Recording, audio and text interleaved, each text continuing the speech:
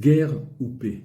La proposition de Trump a redéfini le conflit. Ce n'est plus un simple affrontement israélo-palestinien, mais une lutte entre deux blocs idéologiques. Israël et les États-Unis s'opposent à l'Iran et à la Turquie, pendant que la Russie et la Chine protègent leurs intérêts. L'Europe, affaiblie, en partie soumise à l'influence islamique, n'a plus aucun rôle stratégique. Quant à la France, elle cherche à exister dans le monde arabe au prix de sa dignité, adoptant un discours pro-palestinien dépassé. Sur le terrain, la trêve a principalement servi au Hamas. Il manipule Israël, retarde la libération des otages et détourne l'aide humanitaire pour se renforcer. Les convois de nourriture et de médicaments ne profitent ni aux civils ni aux otages, mais remplissent les réserves de l'organisation terroriste.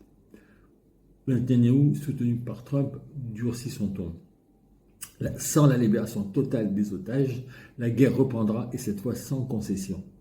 Le ministre de la Défense menace le Hamas d'une offensive sans précédent. Le paradoxe est frappant.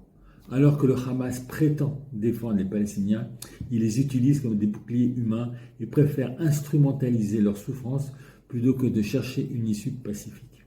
Pendant ce temps, aucun pays arabe ne veut accueillir les Gazaouis. Mais Israël est sommé de vivre à leur côté malgré la menace qu'ils représentent.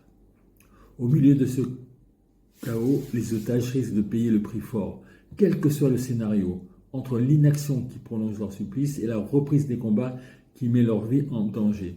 Leur sort reste suspendu aux décisions stratégiques d'Israël.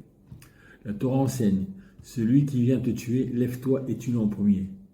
Israël doit se défendre avec force mais aussi avec sagesse. La victoire est essentielle, car un ennemi qui n'a pas été vaincu ne négocie jamais sincèrement. La paix ne viendra que lorsque la menace sera éradiquée. Am Israël Hay.